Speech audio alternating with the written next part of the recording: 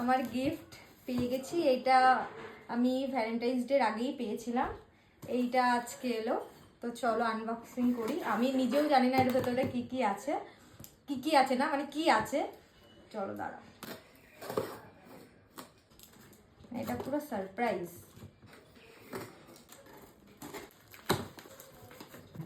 Pink box. ও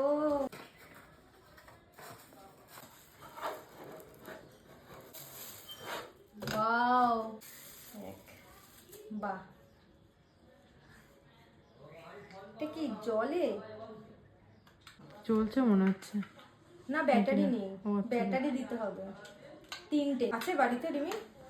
এখন জানি না।